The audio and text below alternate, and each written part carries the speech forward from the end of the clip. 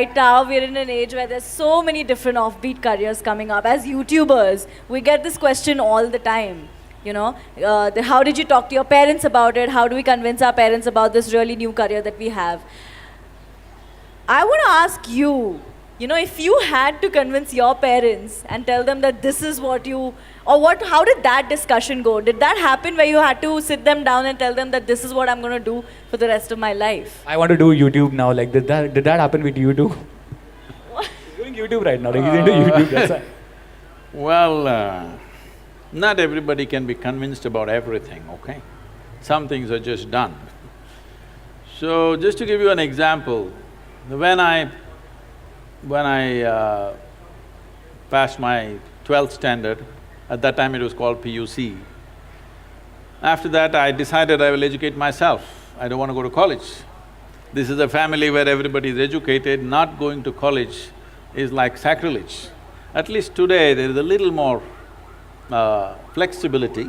Those days, it's like if you don't go to college, you're finished.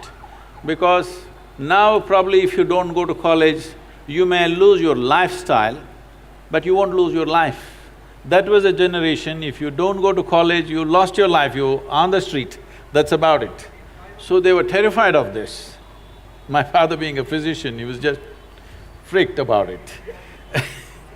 He is a very studious man, all his life, first, second, third in everything that he has done. So he couldn't believe this, that I want to educate myself. So I did one thing, and because of this, suddenly everybody thought I'm become some kind of an enemy, and they were not even talking to me properly. I did one thing. I was just to tell you, I was such a big eater. I would eat 10 times, more, at least 10 times of what I eat today. But I never was putting on weight or anything because my level of physical activity was such. I could just run up a coconut tree, I was made like that. So I was every day cycling about 50, 60 kilometers, swimming in the Kaveri and going back like this, so eating this. I decided to go to the Mysore University library. Every day when they open at 9, I went, 8 in the evening they close. That entire time I sat there, read all kinds of stuff. From Homer to popular mechanics, to National Geographic, to literature, to geography, this, that, whatever. Whatever came my way, every day for 1 year I read like this, just all kinds of things.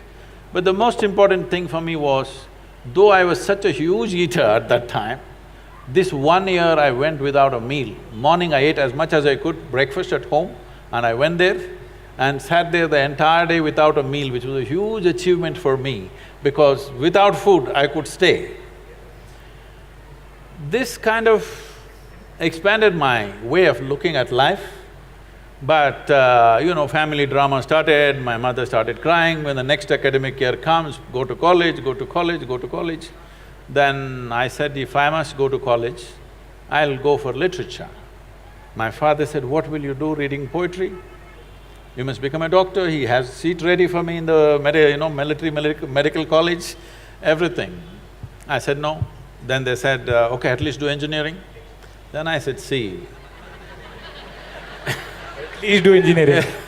if I say I don't want to be a doctor, if you told me become a veterinary doctor, Ayurvedic doctor, at least a witch doctor, I would look at it. If I say no doctor, you say engineer, I'm not going to listen to this. Your problem is society, your problem is not me. So I just went for literature, and these 3 years, I went there in the beginning and they all had ready-made notes, the teachers, they would read, and everybody writing down. Those days fountain pens, kara kara kara kara, it makes noise, it just irritated me. I said, I don't want to listen to this kara kara noise. I gave them a suggestion, if you give that notes wherever you got it, we will photocopy it and give it back to you. We don't have to come, you don't have to come. Then if I'm there, I'll ask 100 questions. So they didn't like it, then I made a deal with all the teachers that they'll give me attendance. That was my only concern. So once a month I went to college just to check if they're keeping their part of the deal.